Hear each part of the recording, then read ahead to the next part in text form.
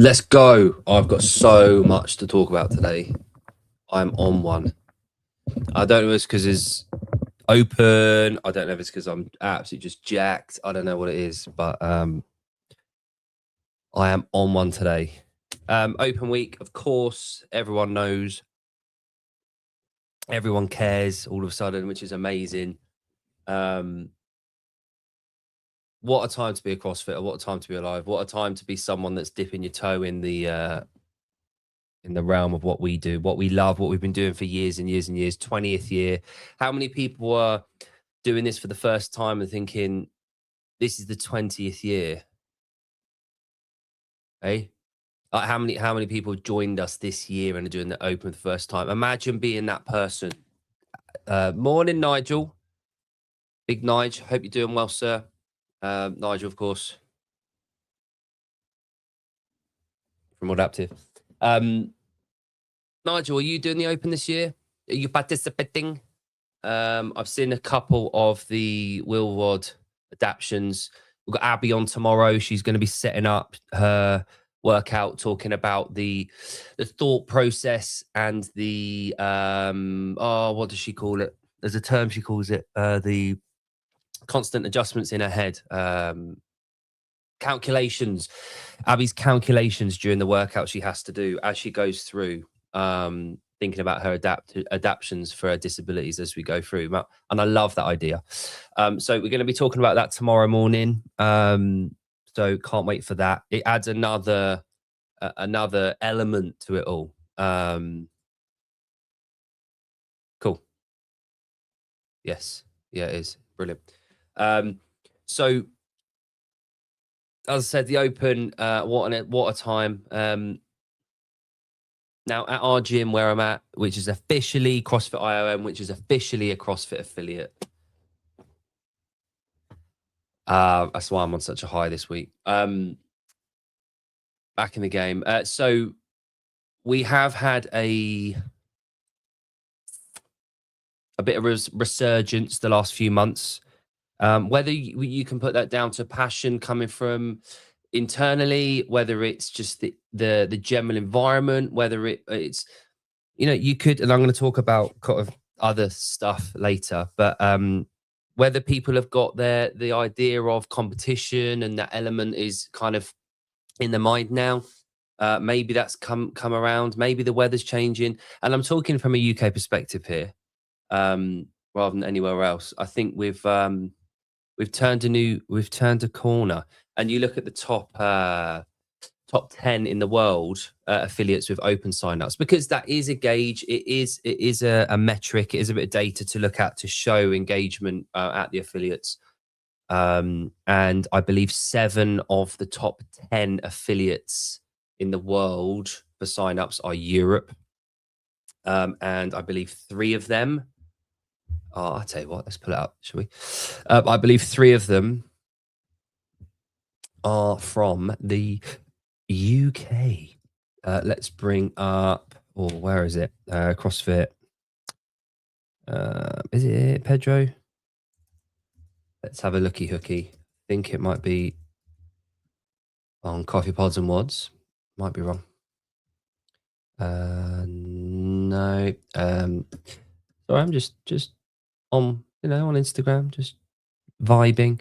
Where would that be? It might be actually on CrossFit, CrossFit Games, maybe. Oh, here we go. Yeah. So, boop. There we go. So, top 10 in the world. We have got CrossFit Black. I mean, over 500 people registered.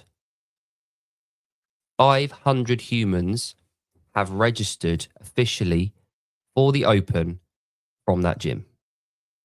That is bonkers.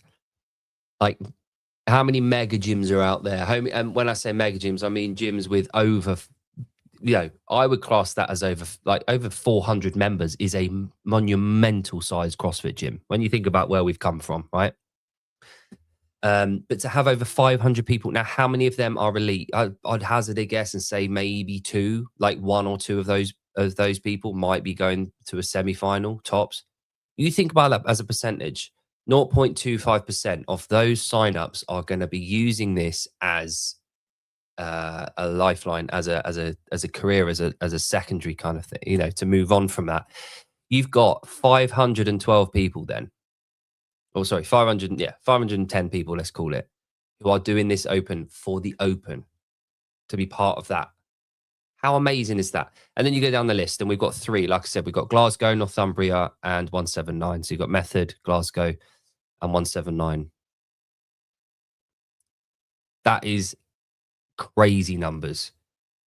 Um, Spanish, is that Lithuania? Amber CrossFit. What is that? I think that might be Lithuanian flag.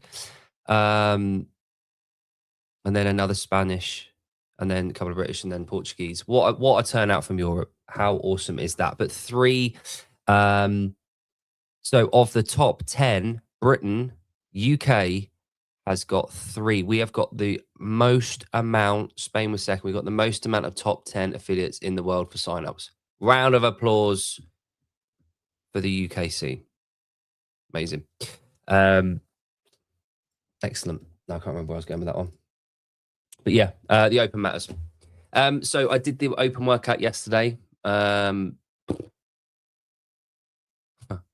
can tell that I've been doing a power block. I was completely unconditioned. My back blew up halfway through. You know, and it feels like you got like a couple of tennis balls in your lumbar. But my fault, power block.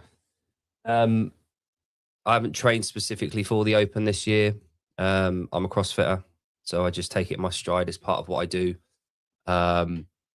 But loved it. Great workout. Enjoyed it to some degree, but had some discussion from Thursday night onwards, and it will rage on. It will continue to rage on. Whether or not this was geared up for the High Rocks crew or not. Now, of course, it's going to be doable for the High Rocks crew. Of course, it's going to be doable. Anyone that can do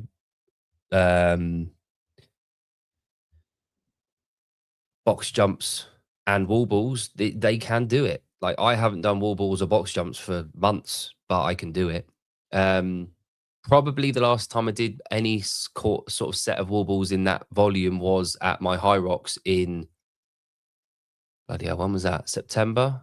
October? I think it was October. And herein lies my point, right? Is that this workout for me is a force production workout. It's how much your power output. It's force production. It's 12 minutes. High Rocksers, obviously, they're specialists in what they do. It's a specialist sport. It's an event, just like a weightlifting meet, just like a 5K run, just like a gymnastics routine. You are a specialist, and specialists, which they are for volume, and they are for hour to hour and a half of work. They're not necessarily going to be specializing or accumulating loads and loads and loads of hours of 8 to 20-minute workouts at that intensity. So for me, the CrossFitter still has the advantage in this workout. Now, if you want to distinguish, very good. Nigel Barber writes, "Are your legs as useful as mine?" Now, if you'd met Nigel, you'd know he's a wheelchair user, so that's why it's funny. The nature of this workout, if it once you've done it, and you don't have to be a coach or a head programmer or anything to realize this is a very short, sharp workout. Now, I can tell you right now, you get to 6 minutes and you are chasing the time because you know you're not going to get it done. Like 99.9% of people will not get this finished. You are chasing that clock. It's one of those workouts where you don't want the clock racing ahead. That time domain is beautifully, beautifully programmed. And props to Castro for doing that. Now, when we were live looking at it, and by the way, we had 148 people watching at one point, which was amazing for this channel, which I was really happy about. when the workout was announced, when he drew that silly ball face, I think he's getting slightly crazy, but that's me. I enjoy it. Um, the the time cap being announced, I was thinking 15, but when it went to 12, bit of a shock.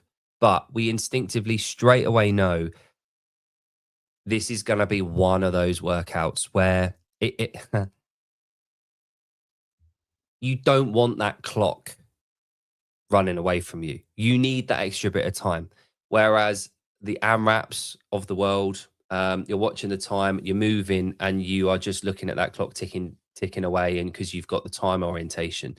Now we're looking at task for this one, and when it's a task that is so close to the bone about not getting done, I got 6 minutes in, and I was thinking, "Damn it, I'm not going anywhere near into this workout as I assumed, or not assumed I would, but I'd want to."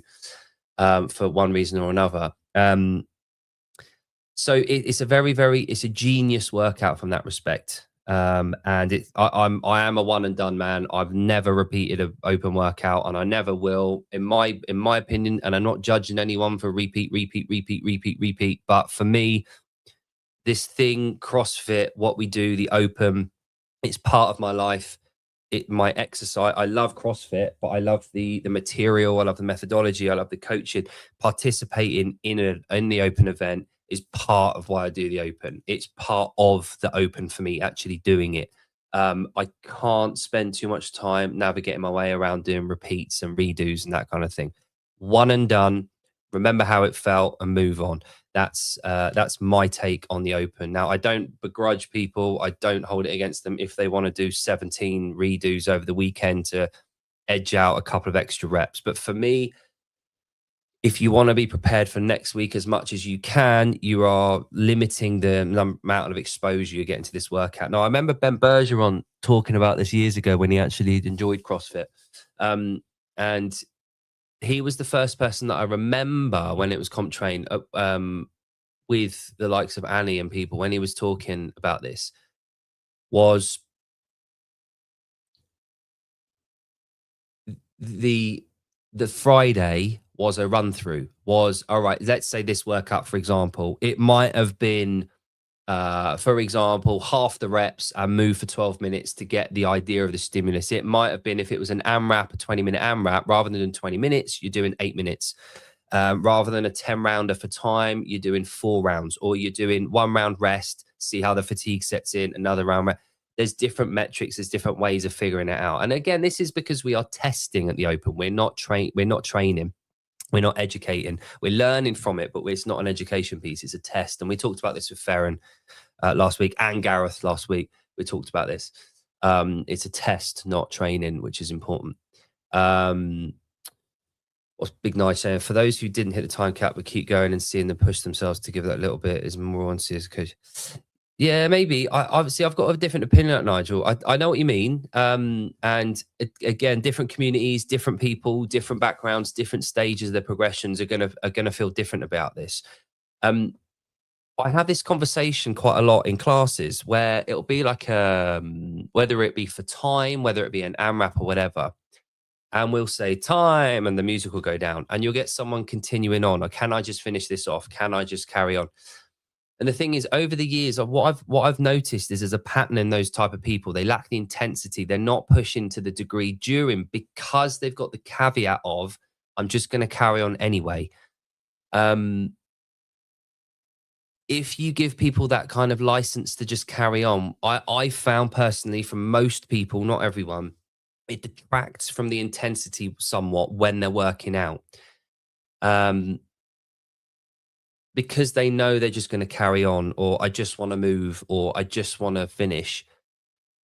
It somewhat detracts from the stimulus of the workout most of the time, not all the time, but most of the time. So generally speaking, I kind of steer clear of letting people carry on or just finishing it off for the sake of it. But again, that's generally speaking. And on that note, so one of the reasons I love the open is intensity. So we know that the gold standard of fitness is intensity. That's where the most amount of gains are made. It's the conversation that we always have. What is intense? What is intensity? We talk about constantly varied functional fitness performed at high intensity. What is high intensity? It's the hardest bit about how to communicate because it isn't necessarily speed. It's the difficulty, it's the passion, it's the RPE, it's the force production, it's the quality, it's all of the above. Um, and the open is a great demonstrator of intensity. Like this workout this week is pure intensity. And it's been a very good reminder for our community about the difference between us and the longer form events, which is why I don't like that crossover conversation between Hyroxers and this workout. I think they're very, very different. Yeah, you might do more volume of movement in a week, but that doesn't mean you're producing as much force for a short workout like this. I just don't see that transference. With a small little caveat here of the elite. So someone like Lauren Weeks, John and I talked about it last night briefly. And if you get to the fittest 15 in the world at Hyrox, of course they're going to be able to push to that degree. Like they're pushing at zone 5 and to a high degree for 45 to 60 minutes. Like they are capable of doing that. But where I'm concerned is at the gym level, your average Hyroxer versus your average CrossFitter, the type of training that we are doing in CrossFit correlates a lot higher to the intensity required to get through this workout than just simply volume and longer format, in my opinion. And again, another caveat to this is we need to distinguish between hybrid and Hyrox. They're not the same thing. One is an umbrella category and one is a small niche within that. So there's a big difference. So yeah. But yeah, the intensity piece is one that I'm really keen on at the moment, and I've been harassing people this morning in our group because I've been doing a lot of observation, and along with Farron's told me that the application of the methodology is the route when you're thinking about the L3. What they're looking for is how well can you apply the methodology as prescribed in the books to this exam. So I'm trying to look through the lens of that when I'm looking at classes, when I'm stood back, when I'm observing, when I'm coaching, when I'm participating, when I'm working out in pairs. The piece that I'm concerned with at the moment currently is the intensity, the application of how do we apply intensity and how do we educate and how do we communicate that. And this is the crux of where we've got to in the conversation with our group is, look, the surface level here is people want to move and have fun. That's cool. That's great. But then what? We need to establish this gold standard. We have a standard. We have set the bar. All these other things that come out of what we've done, they all come out of what we do, and they're giving people options and there's availability to come out of what we have done. But we have the gold standard. We know that. And we're well aware of it. And if people want to come up with new races and new events and new ideas that sprout out of it, cool. But we still have the gold standard. We have the thing that works. We have the thing that produces the best all-round athletes. We are the best generalists. And one side note is, I had a conversation earlier in the week about this, is early days of CrossFit, it would be specialists that weren't good enough in their field quite. They were like the band B people. They found that they could apply their effort and their work capacity into this new thing called CrossFit where they could be good generalists. So you had a lot of specialists coming into the generalists, and we were the only generalists at the time, the only formal generalists. And over the course of like the 20 years, it would appear now that more often than not, it's actually the other way round now. So we've got people that, because the bar has been set so high now to be a generalist, People are going from being generalists to start, and then they're moving into specialists. They're moving away from being a generalist because the bar's set up here now. They've gone towards the specialities, and High Rocks is one of them. High Rocks is a speciality event. It's a fixed, static event. It's the same thing every time. People are moving away from being a generalist, and I include myself in this, is because I'm not good enough to be at the top level of being a generalist. I find one of the bits that I'm better at, and I focus more on that. I prioritize that. I do 2 powerlifting meets a year. I've done High Rocks last year, and I've been seeing a priest about it ever since. But I've seen this reversal where initially, like I said, you get the specialist moving into the generalist field, but where the bar has gone dun, dun, dun, dun, dun, dun, dun, up to be an elite, now people are coming into our gyms, getting to quarter semi-final of sort of region, realizing they haven't got what it takes to be the elite generalist, and they're finding their niche within that, and they're moving away from it and going into specialists, which is a complete polar kind of shift from early days. And it's a really interesting thought experiment there. Like, why? And I know why. Theron from Virtuous Coach Development says, you are completely right. It is so important that we communicate the intended stimulus for the training and what it actually feels like. And that last bit of the sentence there, Theron, is key. And it's the root to all of this and what that actually feels like. Now, how do we know how it feels like as coaches? Because we do it, because we live it, because we understand it. I'm not saying you have to be an elite athlete to be able to be a great coach, quite to the contrary. But we have to be actually participating and living that life in order to be believed, to be believable, and to be able to convey from an educated perspective. And also why it's so damn important to keep on top of our coaching credentials.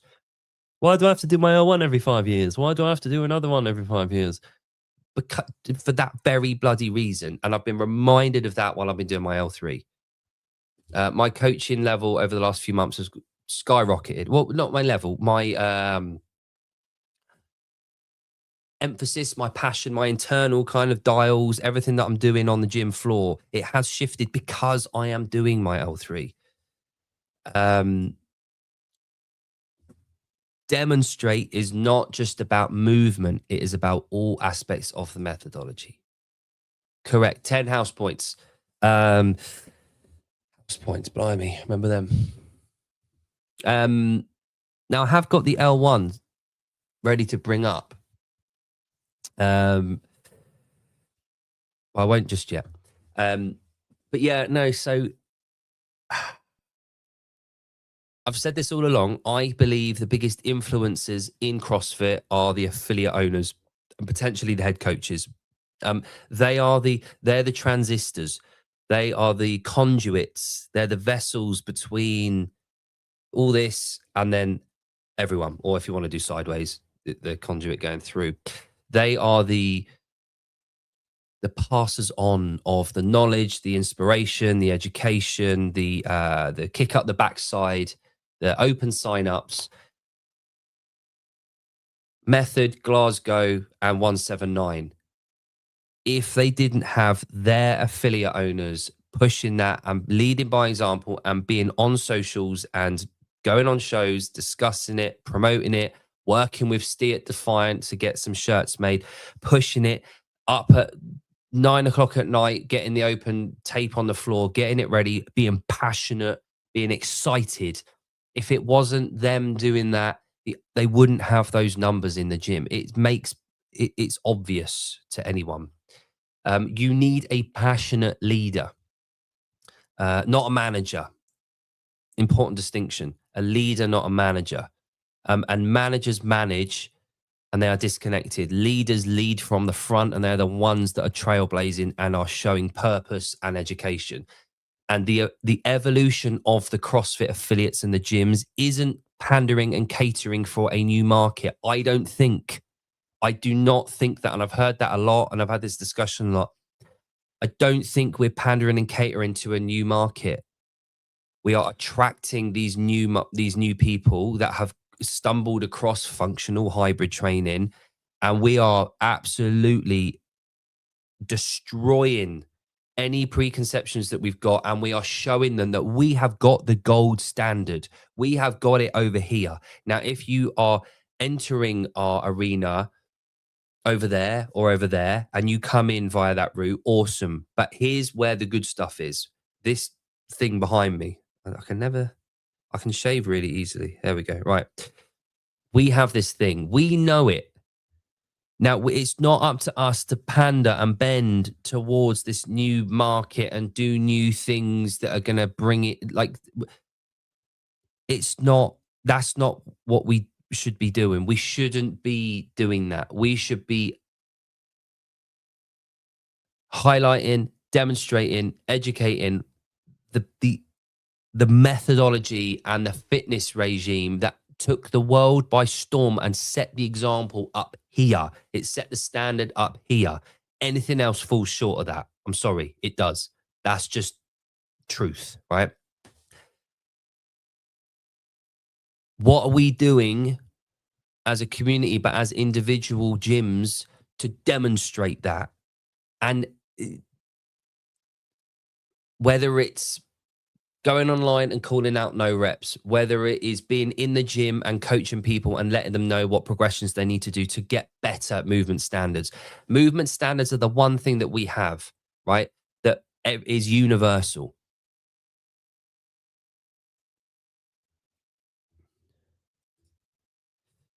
Nigel says, do you feel the methodology needs updating for including the adaptive athletes now? Great question. I think a lot of the methodology relies around being able-bodied. It does. Now, Nigel, there is a bloody great proposal. Now we have an adapted games. We have an adaptive open. Would it be a stretch to say that someone with the experience, knowledge, and desire as Kevin Ogar, as someone in that kind of field, would it be a far stretch to say that there could be an adaptive methodology? Would that work? Would that fit in?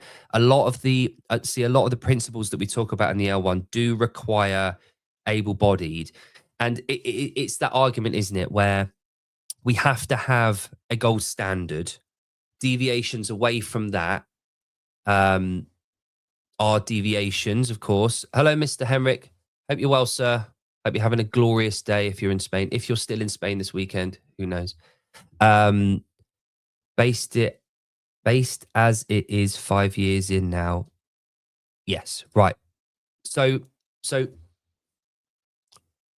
like the nutrition guidelines, obviously like the movement standards, right? Most of the L1 at the back end of the L1 is diagrams of Hobart doing a wall ball or an air squat. Clearly, that's not going to apply to yourself, Nigel, or wheelchair users.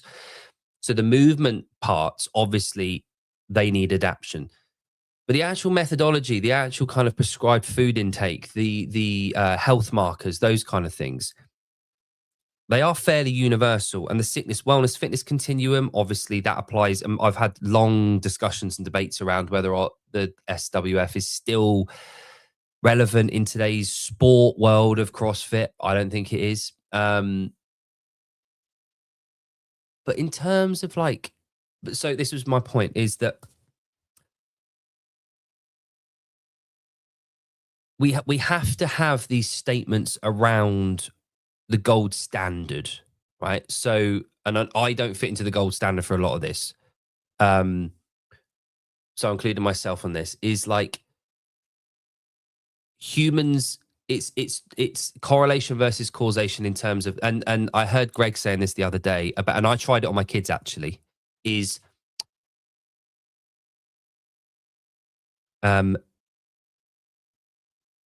when there are clouds, it doesn't always rain, but when it rains, there are always clouds. And it's this thing, and try it on a kid. They struggle to understand the difference between those two statements. Um, and it's the same thing with statements. So a statement like humans have two legs. That is a statement that is true. However, it's not everyone. It's a scientific principle of humans are bipedal. We have two legs.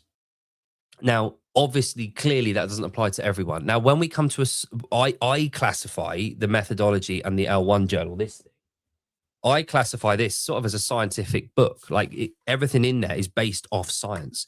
So when it comes to that, I think they needed to have this approach to able-bodied. But I think you're on the button there, Nigel. I think there is definitely room for, because we have the kids journal, we have an L2, we have a master's booklet. Is there potential for a New Testament? Right? So this is the Old Testament, right? This is the Old Testament. Is there room for a New Testament where we've updated it and we've added in a new kind of character to lead the way? I don't know. It could be a discussion. It's one that is very valid, Nigel, very bloody valid, and I'm sure it's one that you guys in the adaptive community have voiced and have talked about before. There is a course in the UK that is purely for adaptive training and nutrition. I've done it and learned a lot from it. Is more needed? Yes. Having a starting point out, fantastic. Nigel, was that the course down in Plymouth? Craig was telling me, I've got Craig coming on from Alt Movement. He's coming on in a couple of weekends' time. So that I'm really looking forward to that. And I'll do some updating and putting out some information before the show. But yeah, I'm really looking forward to that. Now, I know that Alt Movement isn't the same thing. Yeah, correct. So it's the one down in Plymouth. Cool. Remind me of the guy's name. Was it Ben? Remind me of the guy's name, Nigel. Yeah, Ben. That's it. Right. Okay. I'm going to write that down. Remind me. Because not only is he a very charismatic, educated man, but he's very attractive as well. He's a very handsome man. And as you know, Nigel, we only invite handsome men on this show because you were on it. So yeah, very, very valid point. Very, very valid point, Nigel. I think we could have a New Testament of the methodology. Yeah, cool. Something to think about. Thank you. Really good point. So in as far as going back to like the intensity piece, now one thing that I've noticed and observed the last 18 months, potentially. Potentially the kind of the fallout from the 2024 games, potentially. And that shift potentially away from HQ and certain people de-affiliating and that kind of thing. That soup of like slightly kind of fatigue or burnout from a lot of people.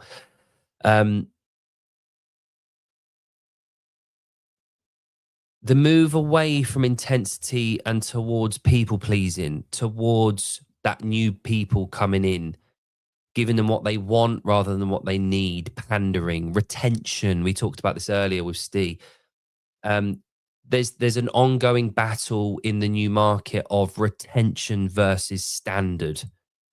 And it's been floated around, this idea in the media space for probably the last 6 to 9 months, is that we have the standard. You look at it, I know that it wasn't quite the communication, but the cure. You know, we have the cure.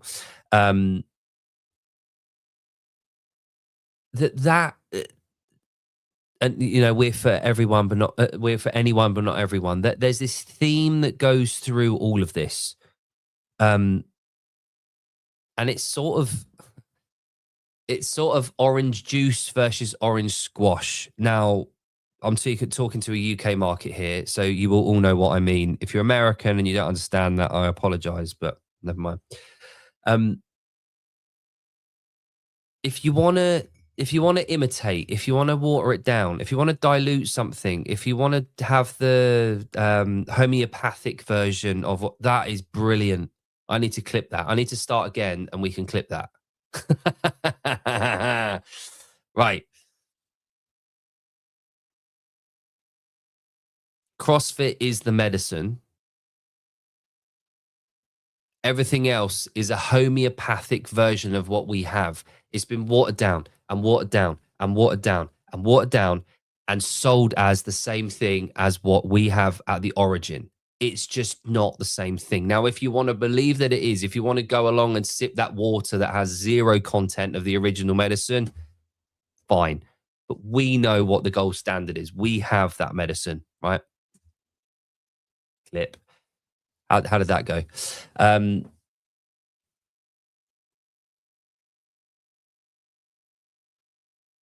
I think that's, and I'll tell you why that's important is because, and again, another reason why events are so important. And I said this to a client yesterday is that I often forget the people that I am around, whether it was at Wadaptive, whether it was at Sid, whether it was at the French Throwdown, whether it was at Congress, Coaches Congress. I am surrounded in my life, whether it's at home with my kids, whether it is at the gym, whether it is at these events, wherever it is, I am constantly surrounded by hard-working, fit, work capacity driven, task orientated, decisive people. They are the people that I have all around me. I'm in this bubble. I'm in this echo chamber of just work. And you forget. You forget that there are people, most people aren't like that. And you genuinely forget. Um, Nigel, from what you saw at our comp, what is the main takeaway from it? Now, Nigel, I've got two answers to that. One is I have had a huge unconscious bias. Huge. And what what attending What Active did for me personally and from a coaching perspective, so from a professional perspective, it woke me up. It rattled me, reminded me, which is kind of what I was saying a minute ago about the group and the bubble that I'm in, the echo chamber. It's not finger pointing, and Abby said this beautifully. It's not finger pointing. It's not your shit. It's not you haven't done enough. It's what you're gonna do with this information. Like now you see that there is space. There is something you need to do. And my unconscious bias is programming and coaching people from my perspective, my standard, what I expect and what I can do, right?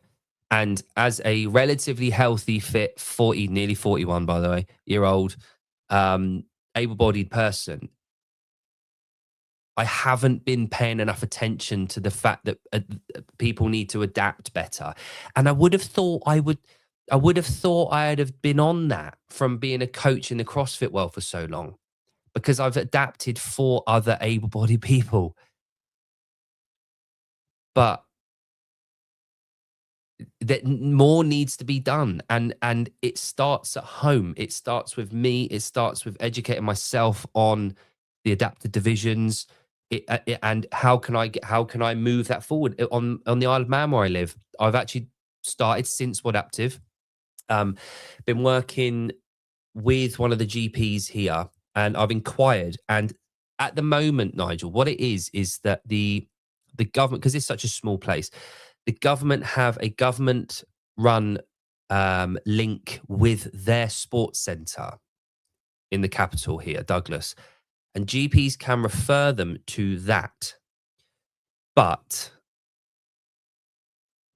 how can I say this really kindly? The standard of attention, prowess, education, knowledge, and understanding from a sport and physical perspective, the bar is very low.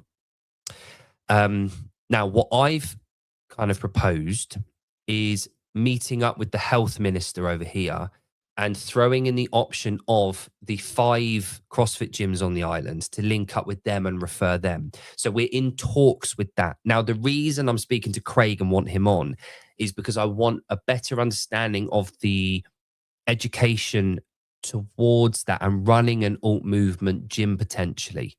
So I spoke to Claire, who's my disabled client, she's a wheelchair user. Been talking to her, and I've kind of suggested that potentially she can get involved as well as an ambassador, as someone that can help drive this forward, because she has a massive passion for this. She only started using her chair 3 years ago after an accident. Very, very active, very involved in the sport community on the island. So she's well known, and she's got a really good name. And I'm working with Alfie. Alfie is a disabled athlete. He does para bench, and I'm really bloody happy.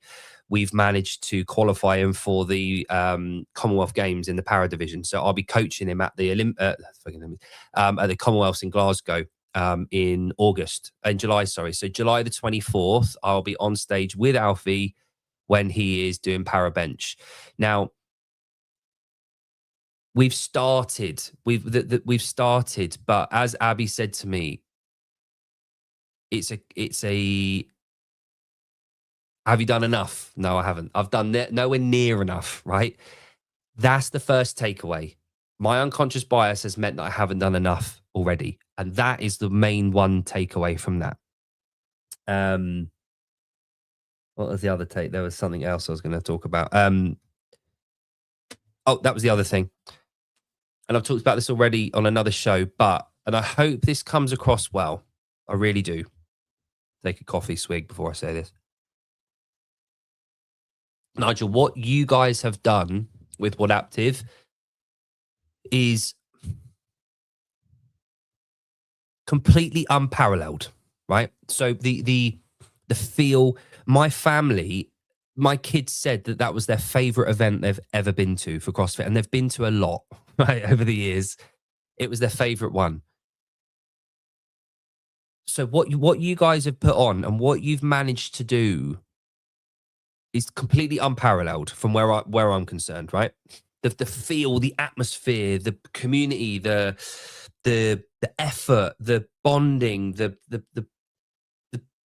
just ability, right? It's just unparalleled. Ironically, because of para, yeah.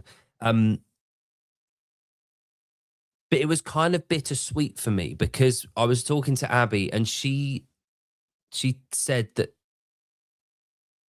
and you confirm this, that the event there was the second largest outside of the adaptive games. Now, for me, although that is a massive testament for what you've got and what you put on, it feels like it should be bigger. It feels like we need to have a much more of it. And I said this is going to sound bad, but I feel like the second largest adaptive event on Earth should be bigger. Do you know what I mean? And it's not to take away from what you've got, I just feel like there should be other things that are, you know, and I know that what you've got is incredible. I hope that came across right, how I intend it to do. So, but like you said, there's more we can do. When you said, I know it's around education, but uh, learned a lot from it, but is more needed. Yes, right. So we're on the right path. Okay, so I guess that's the takeaway in a nutshell from those two things. What we've got moving is incredible. What we've got available now is amazing. It's testament to the hard work and the effort and the fortitude of yourself and the community from pushing it forward. But there's more we need to do. And that will come from all the community getting involved, not just your corner of it. So that's the biggest takeaway, I think. I hope that came across all right. But yeah, so in terms of like the conclusion, I guess, of that intensity piece that I was talking about, and Farron said it and Gareth said it. This all comes away. What comes away from this is this idea of education and the affiliates and our communication to our members and the outside community. So the Open is a fantastic opportunity for us to demonstrate our community and people in lanes next to each other, the different body types we have, the different, whether it's adaptive athletes, whether it's older athletes, whether it's the kids doing the workout, whatever it might be. We need to showcase that. And we need to showcase intensity, and we need to discuss what intensity means. We need to educate people on why the real benefits of fitness come from when we are working at intensity. Now, I get it. And the ethos, and then we revolve back, it's for anyone, but not everyone. Not everyone will want to do CrossFit. Not everyone will want to work at intensity. Not everyone wants to compete at CrossFit. Totally get it. Totally get it. I do not want to be a marathon runner, right? But if you went to the marathon community and the running community, they would say to me, you should be running. You should be doing this. It's amazing. Runners high, this, that, and the other. You get lean. Your BMI is lower. All these health markers that apparently matter. And that's cool.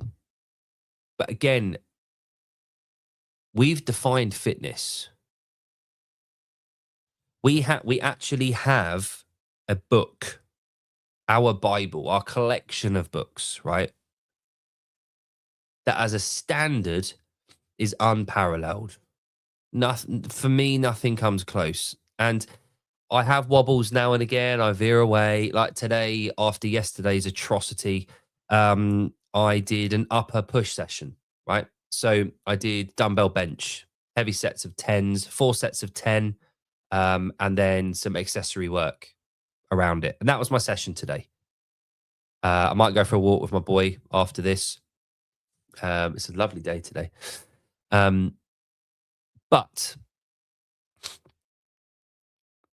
when I'm doing the dumbbell bench, I am working with intensity, with intent. They are heavy. I'm struggling with the last rep of each, or rep or two of each set. I'm only doing 4 sets. That's enough. And I know that because I understand intensity. Now, did I do a Metcon? No. Did I use a barbell? No. But over the course of a fortnight, the intensity levels are there and I'm getting a full repertoire of training done. However, I'm not doing gold standard CrossFit. So when I say about we have the gold standard, I'm not saying that I do it. I'm saying that we have it. So yes. But like I said, I am on a power block. I do have a power competition on the island in April. So I'm competing in powerlifting in April. It's our national champs that could potentially qualify me for English Masters. So that's my event for the year. So I'm training for that. So I'm using CrossFit for my sport. So there we go. Was there anything else that I was going to bring up? Let me bring my notes up. Mhm. No, I think I've said it all. I think I have. Um, hmm, Still moving, which is the key point. Yeah, yeah. Again, Nigel, I'm moving with intent. So, like, I've got my competition. I'm doing the open. I'm holding myself accountable, but I'm also training specifically for my event.